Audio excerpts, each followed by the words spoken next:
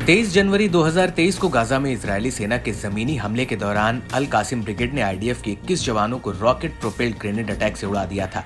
ये सभी जवान एक दो मंजिला इमारत के भीतर थे। इसी दौरान अल कासिम ब्रिगेड के लड़ाके इन सैनिकों को सुरक्षा दे रहे हैं।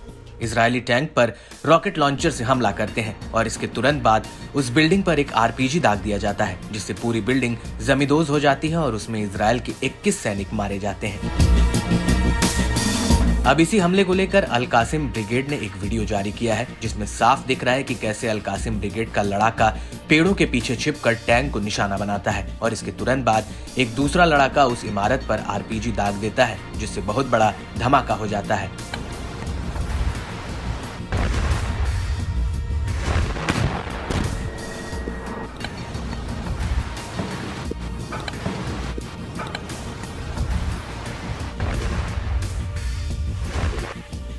दरअसल ये पहली बार है जब जमीनी हमले में एक ही दिन में इजरायल के इतनी बड़ी तादाद में सैनिक मारे गए हों।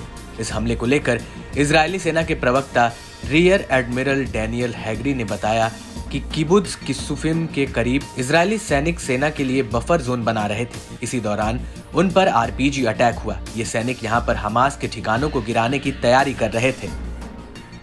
האירוע התרחש באזור לחימה, כאשר חוליית מחבלים הפתיעה את הכוח בירי רקטות RPG. הרקטה הראשונה פגעה באחד המבנים שבתוכו נפרסו חומרי הנפץ. הפגיעה ככל הנראה הובילה לפיצוץ שגרם לקריסת המבנה ולקריסת המבנה שסמוך לו. מרבית הלוחמים נהרגו כתוצאה מהפיצוץ וקריסת המבנים. רקטה נוספת פגעה בטנק. הטנק שהיה חלק מהגנת המרחב, ובמפקד ובלוחם שהיו בצריח הטנק. בטרם הספיקו לירות לעבר המחבלים. המפקדים בשטח הזניקו כוחות של חטיבת החילוץ וההצלה ושל יחידה 669, אשר הגיעו לשטח וחילצו לאורך הלילה, בפעילות ממושכת עם חיל האוויר, את כלל החיילים שנפגעו באירוע. वहीं दूसरी तरफ हमास की सैन्य शाखा अल कासिम ब्रिगेड ने इसे हमले की जिम्मेदारी ली है और खुलासा किया कि उसने अल मगाजी रेफ्यूजी कैंप के पास एक इमारत पर हमला किया, जहां पर एक इजरायली इंजीनियरिंग यूनिट तैनात थी, जिसमें बारूद का धमाका हुआ और धमाके से बिल्डिंग इजरायली सैनिकों के ऊपर आ गिरी।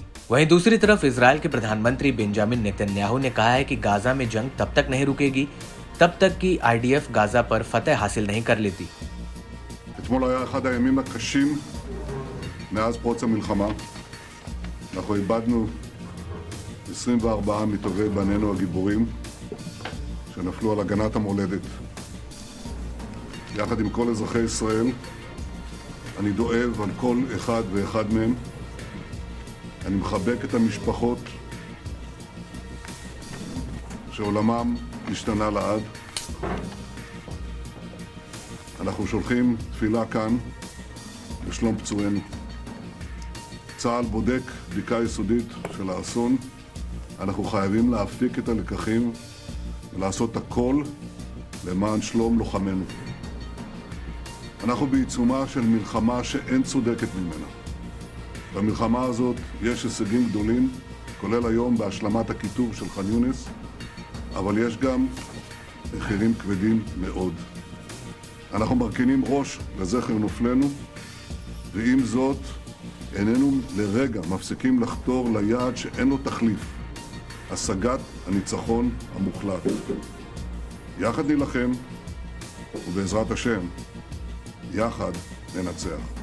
आपको बता दें कि गाजा में हमास की सैन्य शाखा अल कासिम ब्रिगेड और अल कुद्स ब्रिगेड लगातार इजरायली टैंकों और पैदल सेना को निशाना बना रहे हैं। इनमें वे अधिकतर हमले घात लगाकर और छिपकर कर रहे हैं।